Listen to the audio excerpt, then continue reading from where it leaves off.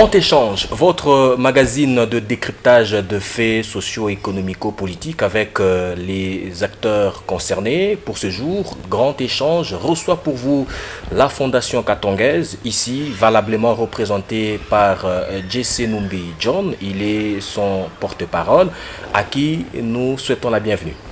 Merci beaucoup, M. Magloire. Grand Échange a aussi l'honneur de recevoir Marcus Sakenda. Certainement, vous êtes habitué à le découvrir, disons, à le voir dans d'autres programmes, mais dorénavant, vous le découvrirez dans ce programme. Marcus Sakenda, bonjour et bienvenue. Merci, bonjour à vous.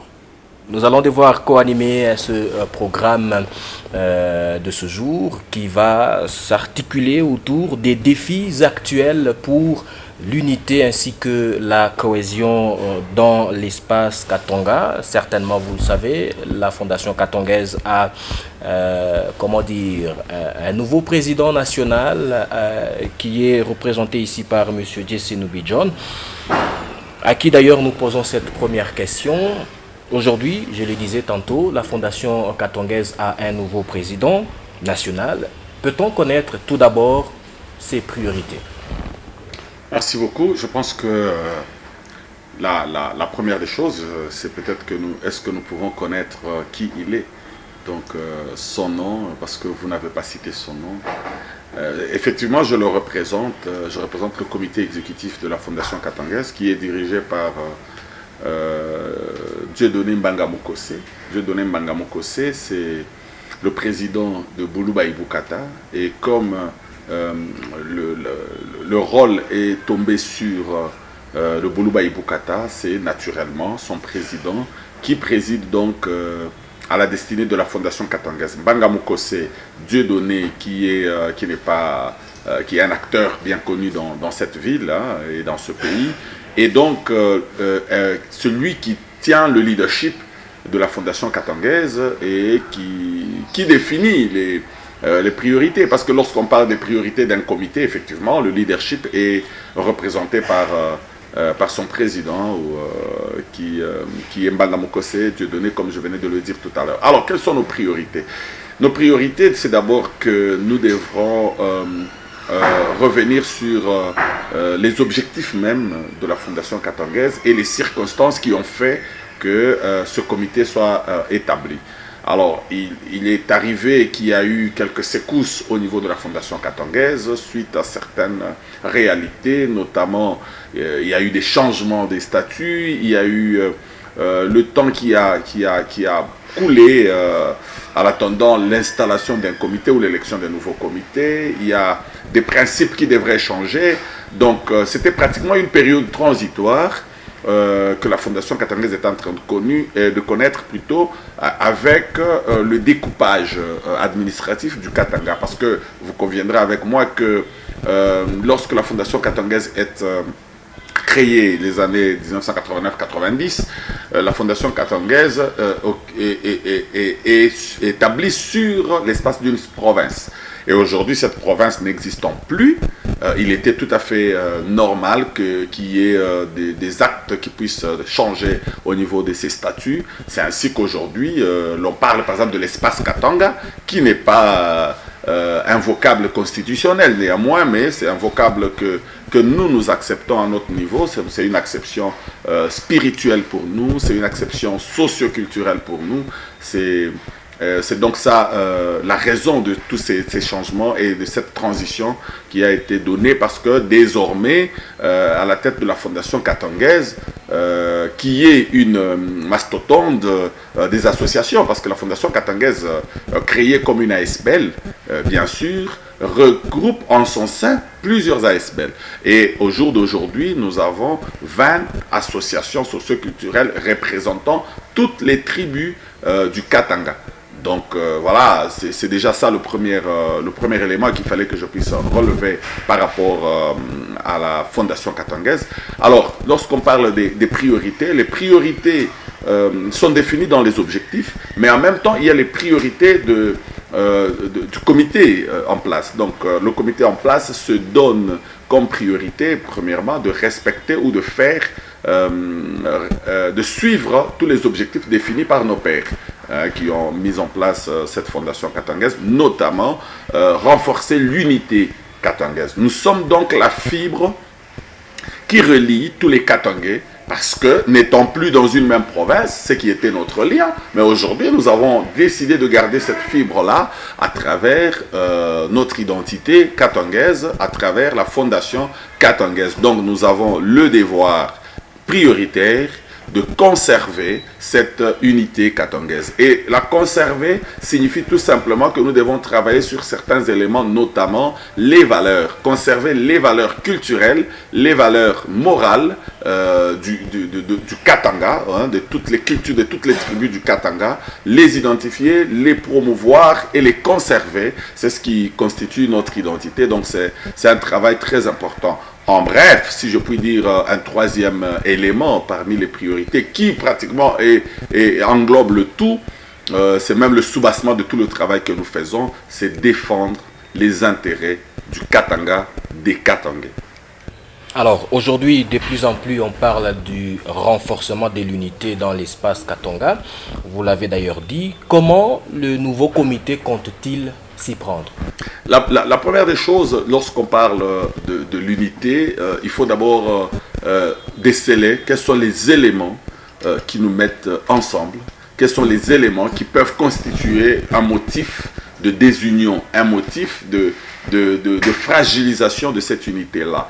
Alors, nous sommes dans ce travail, effectivement, d'identifier quelles sont les choses ou les éléments qui peuvent nous fragiliser. Et puis, nous allons mettre l'accent sur ce qui peuvent nous mettre ensemble. Notamment, j'ai parlé des valeurs culturelles. Nous devons identifier les valeurs culturelles. Nous devons identifier notre histoire. Vous savez, le Katanga, ce qui nous rend encore plus fort, c'est que nous avons une même histoire.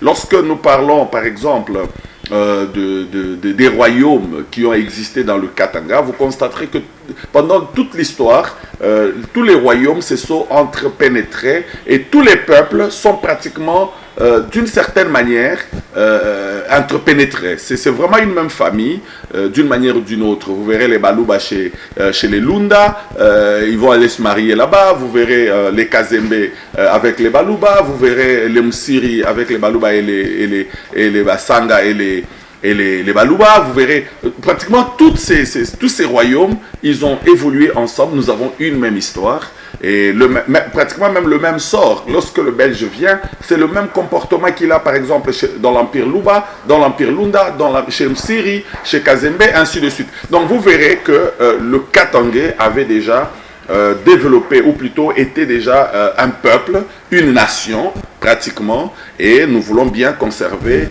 cette identité-là, et c'est ça qui renforce notre unité. Le deuxième élément, ou l'élément encore sur lequel nous travaillons le plus, c'est le dialogue. Vous savez, nous sommes une association socioculturelle qui regroupe plusieurs associations socioculturelles. Nous privilégions le dialogue, nous privilégions les échanges, nous privilégions tout ce qui peut nous rendre plus forts, notamment en privilégiant le respect mutuel, notamment le respect des peuples autochtones, le respect des valeurs des uns et des autres. Donc voilà comment nous préférons renforcer cette unité. Monsieur Jesse, une petite question avant de donner la parole à Marcus qui est avec nous sur ce plateau. Aujourd'hui, le Katanga n'existe plus. Est-ce qu'il vaut encore la peine de pouvoir parler de fondation katangaise? Oui, comme je venais de le dire tout à l'heure, donc le Katanga n'existe plus. Je voudrais ramener un tout petit peu dans l'histoire. Les années 90, le Katanga n'existait pas ou n'existait plus. Mais c'est en ce moment-là que les Katangais ont commencé à s'appeler Katangais. Donc, pour nous, le Katanga, ce n'est pas un espace géographique seulement. Pour nous, le Katanga, ce n'est pas une affaire de la sémantique. Hein, qu'elle soit légale, inscrite dans la Constitution ou quoi que ce soit. Mais pour nous, le Katanga est dans le cœur. Le Katanga est dans notre esprit. Une affaire de valeurs. C'est une affaire qui est spirituelle. C'est une affaire à l'intérieur. C'est comme par exemple aujourd'hui, on parlerait des chrétiens. Alors on va dire, ils sont dans quelle ville? Ils sont habitants de quelle ville? C'est parce qu'ils croient en quelque chose, c'est parce qu'ils ont un idéal, c'est parce qu'ils ont quelque chose en commun. Et nous pensons que le Katanga pour nous, c'est un esprit. Marcus Atenda. Le Katanga, c'est donc cet esprit que vous venez de dire, c'est donc une culture, une attitude, un comportement 9 ans après les découpages territoriaux, c'est dire que les Katangais ne sont pas restés sous le choc de ces dénombrements. Le démembrement a constitué, a créé des chocs, effectivement. Vous savez, je ne veux pas rentrer dans les exceptions politiques ou administratives pour parler de ce démembrement. Il y a eu des hauts et des bas, il y a eu des éléments positifs et négatifs. Mais vous savez, nous voulons rester positifs. Nous voulons nous dire que sur le plan administratif, ça nous a amené ce que ça nous a amené, mais néanmoins, ça ne nous a pas tués. Et ce qui ne vous tue pas vous rend fort. Alors, en quoi est-ce qu'aujourd'hui, la Fondation Katangaise est une catalyseuse, justement, de toutes ces valeurs que vous venez de dire, pour la conscientisation nationale des jeunes Katangais à l'unité du Katanga et à son édification nationale? Alors, déjà, je voudrais relever ici un élément très important, parce que nous sommes sur un plateau et il y a souvent des interprétations qui viennent de partout. Je voudrais déjà, d'entrée de jeu, dire que le travail que nous sommes en train de faire aujourd'hui, comme vous avez parlé de l'espace Katanga, nous sommes en train de le faire pour l'intérêt de la République. Nous pensons que la force du Katanga uni est une énergie nécessaire pour booster le développement de ce pays. Parce que dans toute l'histoire, on a compris que chaque fois que ça n'allait pas au Katanga, le pays était à genoux. Nous savons tous que le Katanga, c'est le poumon pratiquement de la République. Alors, lorsque nous travaillons sur l'unité du Katanga, lorsque nous travaillons sur les valeurs katangaises, nous pensons effectivement promouvoir ou booster le développement national. Alors, comment la Fondation Katangaise va être ce catalyseur dont vous avez parlé? Premièrement, nous voulons le faire un peu autrement. Vous savez, la Fondation Katangaise a évolué dans un régime où on était pratiquement premièrement dans une même province. Donc il ne s'est posé pas une question de catalyseur vraiment, parce que nous nous sentions tous dans la même identité. Mais aujourd'hui, nous avons cette réalité qui nous a rattrapés, qui est là, que nous sommes plusieurs provinces. Mais nous avons une même volonté. Alors il faut cultiver cette volonté. Le travail que nous sommes en train de faire aujourd'hui avec le comité Mbanga Mukose, c'est que nous voulons promouvoir toute activité qui peut amener cette unité. Premièrement, ce sont pratiquement, je parlais du dialogue. Le dialogue inter-katangais, nous essayons de travailler avec tous les leaders d'opinion, nous essayons de travailler avec les politiques, nous essayons de travailler avec les chefs coutumiers, nous essayons de travailler avec toutes les personnalités. Vous voyez, dans toutes nos activités, nous essayons de mettre ensemble toutes ces énergies-là. Mais ici, il y a aussi un élément que nous, on a voulu mettre en exergue, c'est que la Fondation Katangaise ne veut pas être l'apanage d'un groupe d'individus, qui soit au pouvoir ou dans l'opposition. C'est pas ça notre Fondation Katangaise. On ne voudrait pas qu'elle soit à la merci d'un individu, à la merci de certains groupes d'individus, pour ne pas effectivement perdre cette qualité des catalyseurs. Donc la Fondation Katangaise restera l'église au milieu du village, restera celui qui reçoit tout le monde et qui essaie de mettre d'accord les uns et les autres. C'est notre travail. À plus de 30 ans d'existence de la Fondation Katangaise, quels sont les atouts et les acquis que vous possédez jusqu'à aujourd'hui et que vous arrivez justement à transmettre? Et comment d'ailleurs vous les capitalisez et vous les mettez à la disposition de la jeunesse katangaise pour son unité? Merci beaucoup. Je dois saluer, vous avez parlé de 30 années, je dois saluer nos pères. Il y en a qui sont encore en vie, comme Raymond Maïla, que je salue en passant. Il y en a d'autres, bien sûr. Ils ont travaillé et je pense qu'ils étaient ingénieux pour créer cette situation. Et je pense même que c'était l'inspiration divine pour que nous puissions arriver à créer cette Fondation Katangaise. Et aujourd'hui, nous comprenons encore beaucoup plus, mieux, que c'était une nécessité d'arriver effectivement à créer la Fondation Katangaise. Alors, qu'est-ce que nous faisons? Comment nous capitalisons? Et quels sont les acquis? Les acquis, déjà, c'est cette Fondation Katangaise. C'est d'avoir créé cette identité-là. Vous savez, le fait de l'avoir appelée Fondation, C'était quelque chose qui semblait peut-être bénin, mais nous aujourd'hui nous avons compris. C'est pratiquement le socle sur lequel nous construisons notre identité. C'est pratiquement le socle sur lequel nous construisons notre avenir. Donc nous sommes Katangais et tout ce que nous pouvons faire ne se réfère qu'à cela. On ne peut pas nous l'arracher, quel que soit ce qui peut arriver. On peut changer des noms des provinces, on peut tout faire, mais nous resterons Katangais et nous allons... Ça, c'est un acquis très important que nous n'allons pas oublier.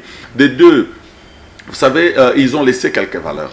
Il y a des textes, il y a le travail qui avait été fait, et je vous ai dit qu'il y en a qui sont encore en vie, donc nous les rencontrons, nous avons l'histoire à travers eux, et cette histoire-là, c'est un grand acquis. Et nous sommes en train de travailler, je vous dis qu'avec notre mandat, nous faisons un effort pour que nous puissions mettre par écrit certaines choses, pour que les générations futures ne puissent pas les perdre. Donc nous allons encourager la jeunesse aujourd'hui à travailler sur l'histoire du Katanga, à réécrire notre histoire, parce qu'elle a été écrite par le Belge, elle a été écrite par d'autres Congolais, qui ne sont peut-être pas katangais, mais nous voulons aussi l'écrire à notre manière. L'écrire selon ce que nous-mêmes nous avons vécu, selon ce que nos pères nous l'ont raconté. Alors, revenons un peu sur le dialogue, puisque vous en avez parlé. Dans un passé très récent, on a assisté à des forums et le tout dernier, c'est celui d'il y a 2 ans, je crois, là où on a parlé du vivre ensemble, on a parlé de la réconciliation. 2 ans après, quels peuvent être les résultats sur le terrain en tant que Fondation Katangaise, puisque elle était aussi partie prenante à ce dialogue. Alors, je ne sais pas si vous voulez dire quels peuvent être, ou bien quels sont les résultats aujourd'hui. Quels sont les résultats aujourd'hui, 2 ans après? Alors, je ne vais pas faire une autopsie de ces résolutions-là. J'ai participé à ce forum et je pense que je suis heureux d'avoir existé dans cette génération et d'avoir participé à ce forum-là. Nous avons échangé sous le leadership, bien sûr, de l'archevêque métropolitain de Lubumbashi qui nous a amenés à nous parler parce qu'il y avait des gens qui ne se parlaient pas. J'ai vu ce jour-là des Congolais ou des Katangais sortir ce qu'il y avait au fond d'eux, et j'ai aimé une chose qui était très forte dans la salle, c'est que le Katangais n'est pas rancunier. J'ai vu des gens sortir des paroles et se pardonner en public. Nous étions là, tous ensemble, les Kabila, les Katumbi, les Huit Moulongo, en tout cas il y avait tout le monde. Certains considéraient les uns et les autres comme leurs bourreaux et les autres comme ainsi de suite, les Mouyambo, ainsi de suite. Mais je les ai vus s'embrasser et entrelacés dans la salle. Et après nous sommes sortis, nous avons constaté qu'il y avait un esprit de frère qui avait régné en ce lieu-là. Ça n'était pas pour les besoins de la caméra? C'est pourquoi je vais donner ces éléments tout de suite. Est-ce que c'était seulement pour le besoin des caméras? Je ne pense pas, parce que par la suite, nous avons vu une certaine évolution. Nous avons vu la tendance qu'il y a dans le monde d'aujourd'hui, même dans le monde politique. Parce que ici, il faudrait que vous puissiez faire la part des choses entre les réalités politiques, parce que je vous ai dit que la Fondation Katangaise reste au milieu. Il y a des politiques de toute tendance, mais ce qui est plus important, c'est qu'aujourd'hui, tous ces politiques continuent à se parler. Et ça, c'est très important. Par exemple, lorsque la Fondation Katangaise s'avance aujourd'hui, elle n'est pas considérée comme étant de telle tendance ou de telle autre. Elle peut rencontrer les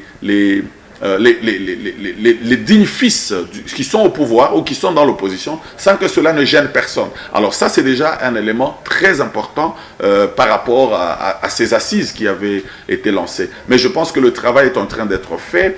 Il y a beaucoup de choses qui se font, peut-être que nous n'avons pas encore vues. Moi, j'ai rencontré, par exemple, les jeunes de la JUCAT qui sont en train de rencontrer des personnalités. Moi, je discute souvent avec cette équipe-là parce que c'est une jeunesse qui a été constituée après cette manifestation. Je me rappelle quand Joseph Kabila leur dira quelque part là-bas que c'est à vous de tout faire pour que ces réconciliations ne restent pas lettre morte. Et ils sont en train de travailler, je les encourage. Je pense que c'est un travail de longue haleine. Nous continuons à y travailler, mais nous sommes sur la bonne piste. Marcus. Alors, vous venez de dire tantôt que l'unité katangaise transcende l'espace géographique du Katanga. Mais on note avec ces forums de mai 2022 l'engagement des Katangais d'initier une loi devra justement aboutir à l'harmonisation nominale de toutes les provinces issues du Katanga. N'est-ce pas là que vous rentrez encore dans l'espace géographique? Aujourd'hui, on en est où par rapport à ce projet? Non, mais en fait, déjà, je voudrais vous dire que notre problème, c'est de conserver notre identité. Je vous ai dit tout à l'heure que nous devrons imprimer cela sur nos enfants. Vous savez, en 1960, nous étions Katangais. Et puis à un moment, Mobutu a décidé de changer pour nous appeler Chabiens. Parce que seulement ce mot Katangais était en train de déranger dans ses oreilles. Et il y avait un esprit derrière le mot Katangais. C'est pour ça qu'il avait changé.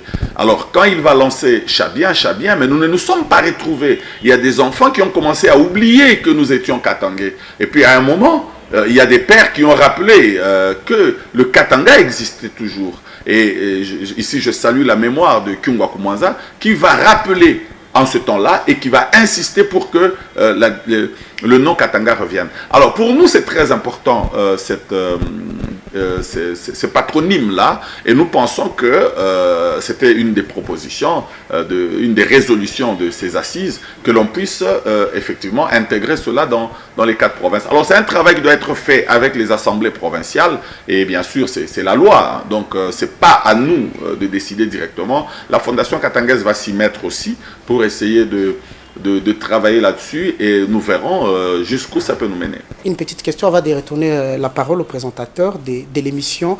Vous disiez tantôt que la Fondation katangaise est au milieu du village, aucune couleur politique, aucune position politique, mais on note toujours en 2022, lorsque le candidat président de la République, Noël Tchani, propose la loi sur la congolité, vous vous mettez en avant et vous dénoncez cela, n'est-ce pas là, une prise de position par rapport à toutes les déclarations et actions que vous aviez menées à l'époque.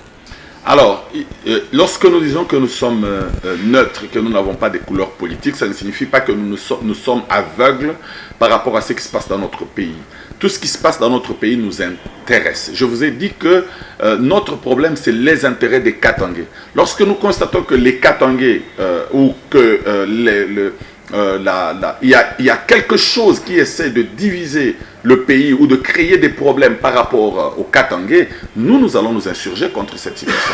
La loi sur la congolité, nous pensions en ce temps-là que c'était une histoire ciblée sur une personne, tout le monde le savait. C'était pour chercher à écarter notre fils Moïse Katumbi. Alors, nous, on ne peut pas venir nous dire qui est notre enfant et qui ne l'est pas. C'est nous qui nous connaissons, et c'est à nous qu'on doit poser la question, est-il votre fils ou non? Nous vous disons que c'est notre fils, vous venez avec des superfuges pour essayer de créer un désharmonie. Alors là, une désharmonie dans notre famille, là nous ne sommes pas d'accord. Nous ne pouvions que nous insurger contre cela. Mais lorsque nous parlons, parce que vous parlez de la politique, nous n'avions pas eu honte de soutenir un candidat. Mais cela ne signifie pas que nous avons une couleur politique. Nous avions décidé d'accompagner des Katangais. Nous avions dit, tous les Katangais qui seront candidats, nous allons les écouter, nous allons discuter avec eux et nous allons les accompagner. Donc il n'y a pas de honte à cela. Tous les peuples l'ont fait. Je ne vois pas pourquoi nous ne l'aurions pas fait. Mais notre apolitisme, c'est-à-dire quoi? Nous ne sommes pas activistes, nous ne sommes pas activistes politiques. Par exemple, lorsque les élections se passent et que notre frère n'est pas passé, ça ne signifie pas que nous allons dans l'opposition. Non, pas du tout. Ça signifie tout simplement que nous continuons notre travail de la société civile en tant qu'association ASBL. Nous continuons notre travail pour l'intérêt de la République. Et vous savez que les ASBL travaillent avec le gouvernement. Donc, quel que soit le gouvernement qui est là, nous sommes légalistes et nous travaillons avec le gouvernement. Donc, voilà en quoi constitue notre apolitisme. Mais ça ne signifie pas que quand vous prenez des décisions qui ne sont pas correctes, nous allons les accompagner. Par exemple, nous avons décidé d'aller nous battre pour la retenue à la source des 40%. C'est légal, c'est la loi qui a décidé qu'il en soit ainsi. Alors lorsqu'on ne respecte pas cette loi, nous pensons que c'est dans notre devoir de nous battre pour que le Katanga ait les moyens de sa propre politique. Vous vous êtes battu, ça produit quel résultat? Nous continuons à nous battre. Nous continuons à nous battre. Je vous informe que notre comité n'a pas 2 mois. Donc nous sommes en train d'y travailler et je pense que y a déjà des secousses qui se passent. Vous entendez tout ce qui se passe dans les réseaux sociaux, ça fait voir que y a un travail qui se fait. Alors, pour revenir sur les différentes prises de position de la Fondation Katongaise, ça fait dire à certaines personnes, à une certaine opinion, que la société, disons, la Fondation Katongaise est inféodée par la politique. Que répondez-vous à ceux qui pensent de cette façon-là? Je comprends pas par rapport à quelle, ça signifie que quelle position, par exemple. vous avez dit tout à l'heure que non, voilà, lorsqu'il y a eu la loi sur la congolité de Noël Tchani, la Fondation Katongaise s'est exprimée là-dessus, mais certains considèrent que par rapport à ces différentes prises de position, la Fondation Katongaise est inféodée par la politique. Non, je venais de vous dire, parce qu'il y a des questions qui sont tout à fait légales.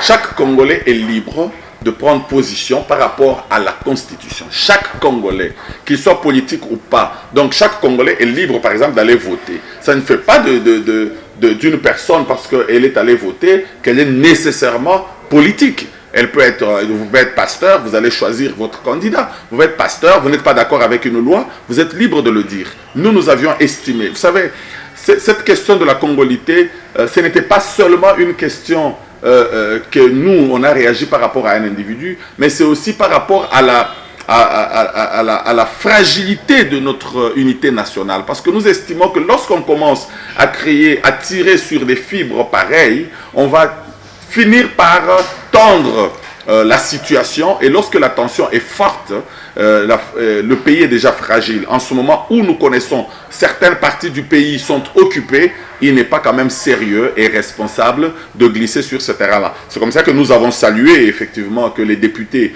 ne se sont pas glissés sur ce terrain, que le chef de l'État n'a pas mordu à cette proposition. C'était pratiquement un poison pour notre pays. Nous pensons que c'était responsable, mais de toute façon, c'est déjà du passé. Vous avez cité des noms tout à l'heure, au début d'ailleurs, en saluant les concernés. Ici, j'ai fait allusion à Jean-Raymond Mouyumba Maïla. J'ai fait allusion à feu Antoine Gabriel Kyungwa Koumanza. Ils ont milité pour le fédéralisme. Aujourd'hui, c'est quoi comment la Fondation Katongaise conçoit le fédéralisme comme justement un mode de gestion? Alors, pour nous, le grand problème n'est pas dans la sémantique.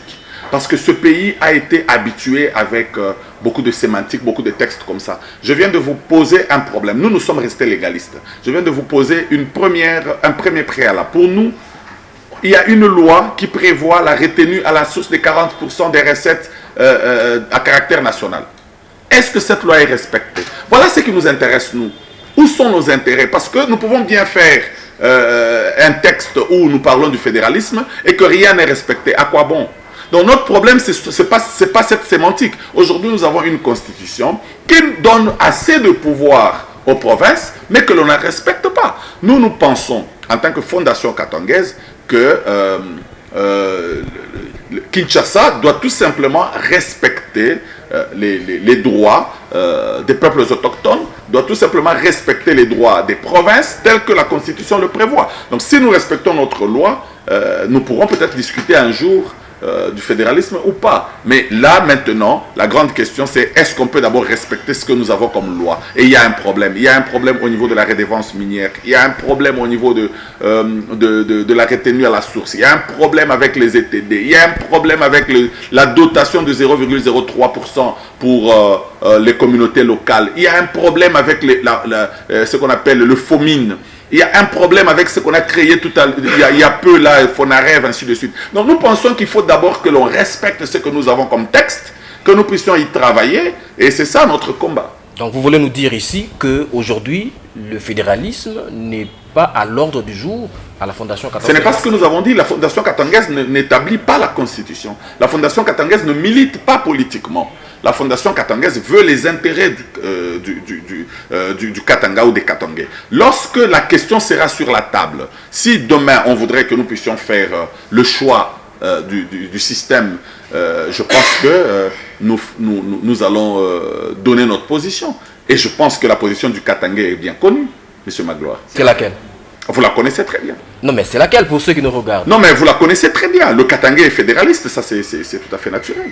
tout Katangais pense effectivement au fédéralisme. Mais aujourd'hui, nous avons une constitution qui tend vers le fédéralisme à 90%. Respectons-la. Nous, on ne veut pas que l'on parle demain, qu'on nous donne. Parce qu'il ne faudrait pas que ce soit quelque chose comme un cadeau pour adoucir le petit chien.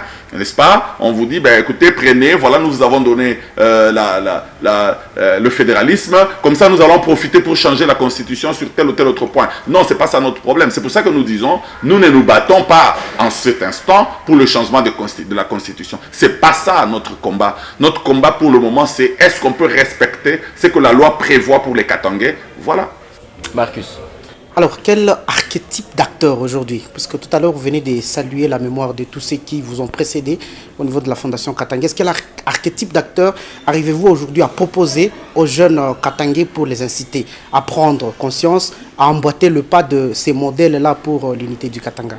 Vous savez, dans la vie, on a toujours de repères. On a toujours un regard sur quelqu'un et vous le suivez comme un modèle. Moi, j'en ai des modèles. Je voudrais que les Katangais puissent s'en approprier aussi. C'est pourquoi nous avons parlé de l'histoire. Nous devons revenir dans notre histoire, connaître notre histoire. Parce que généralement, les Congolais connaissent mieux l'histoire de la France, l'histoire des autres pays, mais ils ne connaissent pas la leur. Aujourd'hui, par exemple, dans ce pays, la RDC, on continue à présenter Tshombe comme un sécessionniste. C'est très grave. Alors que c'est Tshombe qui a fait réunir ce pays, on devrait plutôt le présenter comme l'unificateur de la République démocratique du Congo. Et ça, c'est parce que nous n'enseignons pas correctement notre histoire. Moi, j'admire ce monsieur-là. J'admire cet homme. Il avait pris une décision responsable un jour, et puis il a pris encore une responsabilité devant l'histoire pour réussir. C'était pas sa volonté, voyez-vous. Donc un type comme ça, c'est un modèle que nous devons suivre. Vous savez, je vais rappeler ici parce que les gens en parlent très peu. Tshombe a été le premier à organiser les élections démocratiques et il les a gagnées. Il a été le premier à gagner les élections démocratiques dans ce pays. Et il était Premier ministre, pas parce que... mais les élections, il les a faites. Il a réunifié le pays et il a même essayé de museler toutes les rébellions qu'il y avait en ce temps-là. Donc, je pense qu'il y a des gens sur qui nous devons nous appuyer et peut-être nous inspirer. Je connais Jean Gouzakar Libonde. C'était mon idole politique. Je connais des grands noms. Je ne saurais pas citer tous ces grands noms-là, mais il y en a eu des grands noms qui sont partis dans l'au-delà, mais sur qui nous pouvons nous appuyer et nous inspirer. Les Lukonde Kienge, il y en a eu beaucoup. Il y en a eu beaucoup. Les Jason Sendwe, il y a eu beaucoup de grands noms. Les Rémi Mwamba, qui était le ministre de la justice à l'époque de Lumumba. Donc je connais beaucoup des Katangais. Je pense qu'il y a tout un pléthore, mais il faudra que nous puissions retravailler sur l'histoire. J'ai rencontré Mukubwa Maïla. Il est en train de travailler sur un musée. Je pense que je vous convierai d'aller le visiter et de recevoir un tout petit peu cette histoire. Il tient toute l'histoire du Katanga dans son petit bureau et il peut vous la transmettre en 1 heure et c'est très passionnant. Avant de remettre la parole, vous aviez dit tout à l'heure que vous êtes apolitique au niveau de la Fondation Katangaise, mais toute action qui vise à attaquer l'un de vôtres, vous arrivez à dénoncer cela, vous arrivez à vous prononcer. Nous protégeons les intérêts des Katangais. Alors, il y a sous peu, il y a quelques semaines où nous n'avions pas eu la chance de vous rencontrer. Entre guillemets, si vous le permettez, et si la question ne vous dérange pas, lors d'une interview, le président de la République a qualifié Moïse Katumbi de borderline. Il a qualifié Joseph Kabila d'être derrière l'AFC. Qu'est-ce que dit la Fondation Katangaise? Ça, c'est de la politique politicienne. C'est de la politique politicienne. Je laisse aux politiciens de faire leur part. Alors, le nouveau comité qui est déjà en fonction, quels sont? Au début, vous avez parlé des priorités qui sont contenues dans les objectifs. À ce jour, c'est quoi les défis qui restent à relever? Alors, pour l'unité, justement, et la cohésion dans l'espace Katanga. Alors, déjà, il faut dire que nous sommes unis, mais c'est un travail permanent. C'est comme dans votre foyer.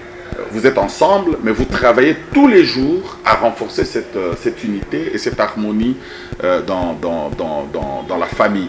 il y a des questions essentielles sur lesquelles il faut travailler pour éviter qu'il y ait des problèmes dans la maison. Par exemple, vous faites un effort pour que financièrement vous soyez toujours équilibré afin que la femme ne puisse comprendre. C'est la même chose au niveau du Katanga. Lorsqu'il y a la pauvreté, lorsqu'il y a des problèmes sociaux, effectivement, ça fragilise, ça crée des frustrations, ça crée des problèmes. C'est comme ça que nous pensons qu'il est impérieux que nous puissions travailler pour le développement de notre espace, le développement socioculturel, mais aussi le développement économique. Nous pensons que si tous les Katangais se retrouvent dans ce qu'on appelle le bien-être, nous serons en harmonie avec nous-mêmes et nous serons en harmonie avec les autres. Il y a la question politique qui, des fois, crée un tout petit peu des petits soucis au niveau de l'unité parce que certains essaient de confondre leurs aspirations politiques par rapport à leurs frères. Nous pensons que les uns et les autres ont le droit de faire leur choix politique, mais qu'ils ne peuvent pas sacrifier leur famille. Lorsque la famille est en danger, nous pensons qu'il faut privilégier la famille. Donc nous travaillons pour essayer d'arrondir les angles entre les politiques, entre les différents opérateurs katangais qui, quand ils arrivent à croiser les lances, et nous sommes là rapidement pour essayer de les amener à fumer le calumet de la paix. Et aujourd'hui, vous avez cité les noms ici qui constituent pratiquement des modèles, des mentors, mais les valeurs que toutes ces personnes, pour lesquelles toutes ces personnes ont combattu, aujourd'hui, est-ce que ces valeurs-là, comment le nouveau comité pense faire pour que la jeunesse actuelle puisse, dans la mesure du possible, s'approprier de toutes ces valeurs? Alors, je vais vous donner un premier élément. Depuis que nous sommes là, nous avons déjà organisé plus de 3 rencontres avec la jeunesse. Nous avons déjà organisé 3 rencontres avec la jeunesse. Vous aviez appris avant nous qu'il y avait chacun s'autoproclamé représentant de la jeunesse katangaise dans cette ville. Chacun devenait... Mais aujourd'hui, nous arrivons à les mettre tous ensemble autour d'une table. C'est déjà un premier pas très important. Nous avions eu à un certain moment même un dédoublement de la fondation. Chacun voulait s'appeler leader des Katangais. Chacun voulait s'autoproclamer, n'est-ce pas? Mais aujourd'hui, nous arrivons à mettre d'accord, à mettre ensemble toutes ces ambitions-là pour qu'ils arrivent à conjuguer, à cogiter, afin que nous puissions constituer un leadership collégial, un leadership collectif. Donc notre travail continue, nous sommes en train de le faire par le dialogue, comme nous venons de le dire. Nous essayons d'aller vers les uns et les autres, nous essayons de rencontrer toutes ces ambitions qui existent dans ce pays et voir où se retrouvent nos intérêts et que nos intérêts ne puissent pas déranger les intérêts individuels de certains leaders politiques particulièrement, parce que c'est souvent les politiques qui posent beaucoup de problèmes. Mais par ailleurs, comme nous avions dit, nous allons organiser beaucoup d'activités, des festivals culturels, nous en parlerons. Je vous ai dit que nous devons réécrire notre histoire. Nous aurons des journées katangaises très bientôt.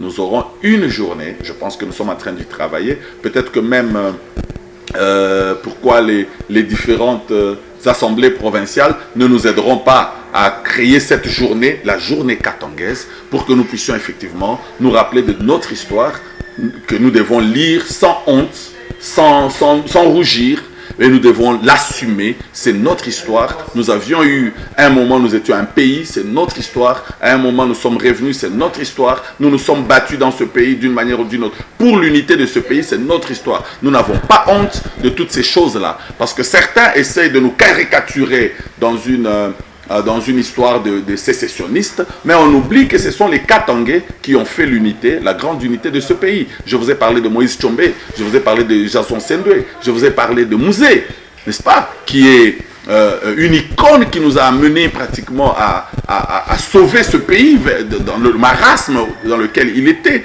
Vous vous rappellerez aussi de Joseph Kabila qui vient de consacrer l'alternance démocratique dans ce pays. Donc les Katangais, nous n'avons pas honte de notre histoire. Et toutes ces, si on peut les considérer comme ça, ces autoproclamations au sein de la Fondation katangaise n'ont-elles pas fissurer cette ASBL, pour ne pas dire fragiliser? Nous sommes en train de travailler pour renforcer cette unité. Les problèmes, il y en a tous les jours. Mais vous savez, les Katangais arrivent toujours à surmonter tous ces problèmes-là.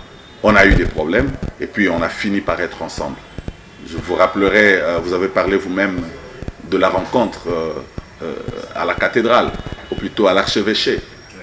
Qui l'eût cru?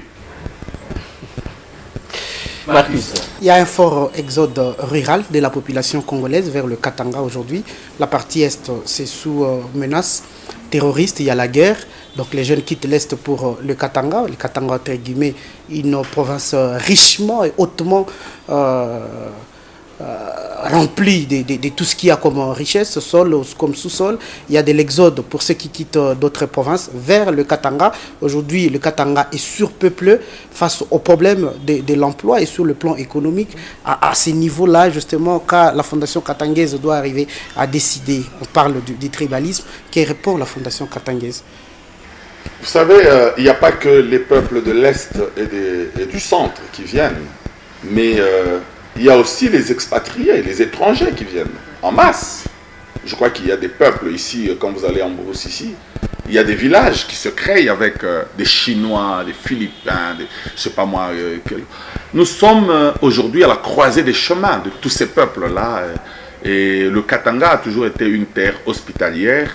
Et nous sommes en train de le vivre aujourd'hui. C'est notre vocation en fait. Mais je venais de vous dire que nous assumons. Nous parlerons toujours quand il faut parler. Mais nous pensons que recevoir les autres n'est pas un problème. Mais il faudra que cela respecte certaines règles d'art. Parce que le vivre ensemble se construit. Le vivre ensemble, c'est d'abord créer un dialogue, on doit s'accepter. Et il faudrait qu'il y ait du respect des uns et des autres pour que nous arrivions effectivement à ne pas connaître le choc culturel. Parce que quand il y a des mouvements, des grands mouvements, ça peut créer des chocs culturels et ça peut déranger, surtout que nous savons ce que nous avons connu dans le passé. Mais là, c'est la responsabilité du gouvernement. Et nous essayons chaque fois de titiller la responsabilité du gouvernement. Il y a eu dernièrement des assises dans cette province et la Fondation katangaise était là et moi également j'y étais pour essayer de rappeler au gouvernement sa responsabilité. Lorsqu'il y a des mouvements, les mouvements doivent être encadrés pour éviter que ça ne puisse créer des collisions et que ça puisse déborder.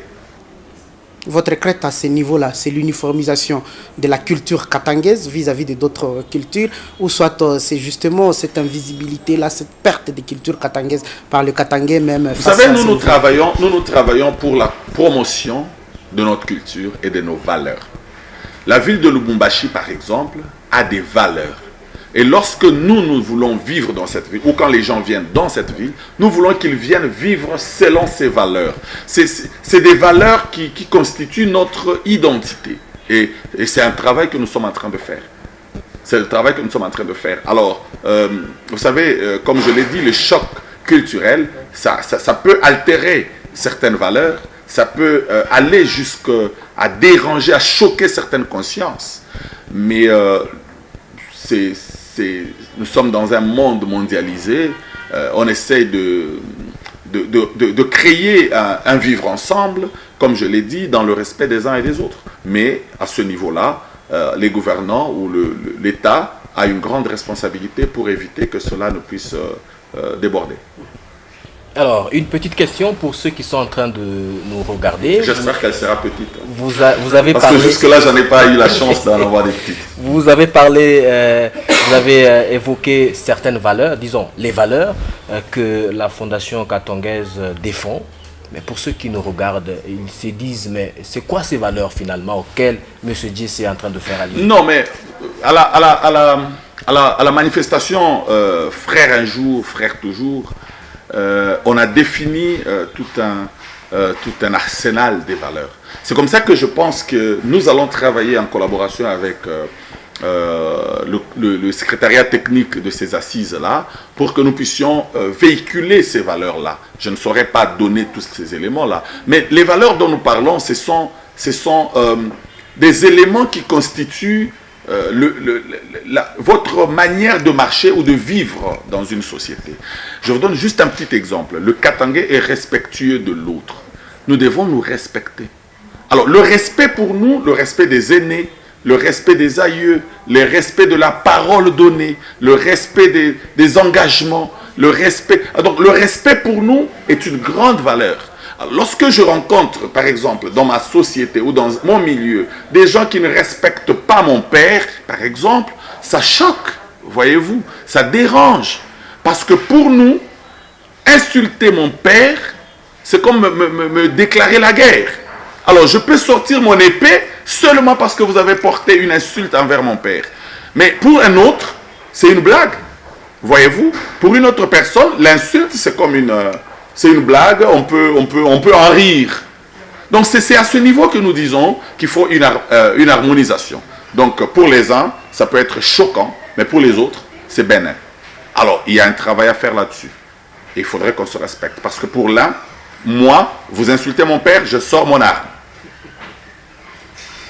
On a un problème de l'emploi dans la grande province du Katanga aujourd'hui. Et pour plusieurs jeunes, aujourd'hui, la Fondation katangaise, comme toutes les autres associations socioculturelles, devient un lieu de refuge. Puisqu'on s'est dit, bah là, tel va me brancher. On n'a pas qu'un problème d'emploi, on a un problème économique sérieux. Aujourd'hui, la vie est devenue difficile. Vous avez évoqué le cas de l'Exode. Tous ces gens qui viennent, c'est parce qu'ils viennent chercher l'Eldorado au Katanga. En fait, c'est ici qu'il y a les mines, c'est ici qu'il y a quelque chose. Au moins, ici, on peut arriver, on lave un véhicule et puis on a 3000 francs chaque soir. Et on peut avoir au moins à manger, voyez-vous. Et tout le monde vient ici. Et moi, je n'en veux pas à ces personnes qui se déplacent parce que c'est un développement déséquilibré du pays. C'est pourquoi j'ai parlé de l'État. L'État devrait rééquilibrer les choses. C'est que le développement doit se faire partout en même temps. Et ce qui s'est fait ici, c'est que l'État n'essaye pas d'influencer le développement ailleurs. Alors, ici, il y a bien sûr cette infrastructure des mines qui fait que nous bénéficions de cette manne et que ça puisse donner. Mais maintenant, le problème, c'est que nous voyons nos richesses, mais nous n'en bénéficions pas. Je vous ai dit qu'il y a des frustrations. Et des questions se posent. Mais pourquoi nous voyons les richesses, mais nous n'en bénéficions pas? Nous sommes riches, mais ce sont les autres qui viennent et qui en bouffent. Pratiquement, je vous ai parlé des expatriés. Ils viennent et puis ils deviennent riches à 2-3 jours après. Et puis après, il y a d'autres Congolais qui viennent et qui deviennent riches. Alors, on commence à se poser des questions. C'est comme dans votre maison. Vous avez reçu des visiteurs et puis la bouffe, la boule blanche est restée intacte. La taille est restée intacte. Alors, les enfants vont commencer à se poser la question, est-ce que nous ne nous rassasions pas parce qu'il y a maintenant de nouveaux visiteurs? Est-ce qu'il ne faut pas qu'ils partent pour que nous restions manger correctement? Il y a toutes ces questions qui viennent. C'est parce que le papa n'a pas su améliorer effectivement la taille de cette boule-là. Il faudrait qu'on y réfléchisse. Il y a un problème. Il n'y a pas que le problème de l'emploi, il y a les problèmes de la sous-traitance que nous avons évoqués il y a peu, il y a des questions de la redevance minière que nous évoquons régulièrement, il y a toutes ces questions-là, j'ai parlé même de la retenue à la source, parce que les gouvernements provinciaux nous disent, nous n'avons pas assez pour nous occuper de nos enfants, parce que Kinshasa a tout pris. Alors on se dit, ben, pourquoi seulement nous devons payer pour que Kinshasa puisse se pavaner de l'autre côté. Donc, à un moment, il faudrait que les choses soient recadrées. C'est comme ça que la Fondation katangaise milite pour les intérêts de ses enfants. Il faudrait qu'il y ait une réqualification des choses, il faudrait qu'il y ait un recadrement dans le comportement du gouvernement central par rapport aux gouvernements provinciaux et par rapport aux ETD. Nous voulons effectivement que les bénéfices des populations, parce que c'est constitutionnel que l'État protège aussi les populations autochtones. C'est constitutionnel et nous pensons qu'on devra, nous battrons bec et ongle pour qu'on y arrive. La question de l'emploi, il faudra la créer partout. Bon, nous ne dirons pas que l'on donnera uniquement de l'emploi aux Katangais. Les Katangais doivent aussi se battre pour le mériter, pour être compétent, ainsi de suite. Mais il y a des questions sur lesquelles nous pensons qu'il y a quand même des privilèges qu'on devra donner aux Katangais. Par exemple, nous avons évoqué la question de la sous-traitance. Nous disons aux Katangais, ils doivent entreprendre, ils doivent créer des sociétés, ils doivent aussi entrer dans la sous-traitance. Et nous pensons, à notre avis, que le gouvernement ou que le Parlement devra mettre quelque part une loi pour protéger les peuples autochtones. Pour qu'il y ait quand même un favoritisme, n'est-ce pas, par rapport aux peuples autochtones, par rapport à l'octroi des marchés. Si vous permettez, M. Magloire, un petit éclaircissement. La Fondation Katanguaise, ce sont des valeurs de la culture katangaise. Mais aujourd'hui, les jeunes, en lieu et place de ces valeurs, se réfugient dans la Fondation Katangaise pour être branchés, pour avoir du travail. Que répondez-vous et que faites-vous? Je viens de répondre, je vous ai dit que les jeunes gens doivent le mériter.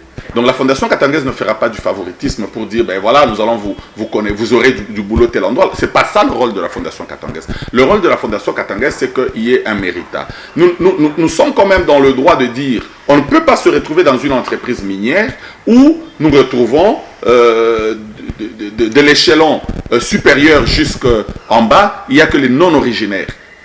Et on va nous dire que nous n'avions pas trouvé des qualités chez vous. Vous pensez que l'école au Katanga est moins qualifiée que l'école dans les autres provinces?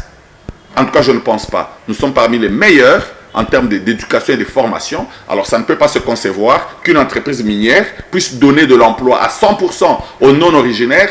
Là, nous nous posons la question qu'il y a quelque chose qui ne marche pas. Et quand nous avons un cas pareil, nous allons quand même titiller et leur dire, ben, écoutez, il y a aussi des Katangais méritants. Nous devrions quand même les retrouver dans votre entreprise. Sinon, nous sommes en droit de penser que vous êtes en train de faire de la discrimination. Voilà, Marcus, grand échange s'achève par ici. Merci d'avoir été là. Merci beaucoup. Monsieur Jesse Numbi, porte-parole du comité national de la Fondation Katangaise, qu'est-ce qu'il vous reste à dire pour qu'on puisse clore complètement? Alors, ce que je peux dire en ce moment, c'est un mot au katangais. Notre combat, c'est l'unité. Il y a peut-être des intérêts divergents dans tous les hommes, parmi les hommes. Il y a des Katangais qui ont des ambitions, il y a des Katangais qui ont des calculs politiciens, et vous en avez des droits. Nous pensons encourager les Katangais à avoir des ambitions, mais pensez toujours que le plus important, c'est de garder notre unité. Nous sommes forts ensemble. Et je voudrais terminer par une phrase que Jean Gouza Carlibonde avait prononcée en Belgique lors d'une émission.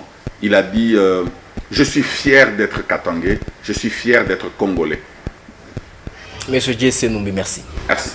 Merci à vous tous qui nous regardez sur Arc-en-Ciel Télévision. Ça n'est fini pour grand échange de ce jour. Restez avec nous pour la bonne continuation de nos programmes. Au revoir.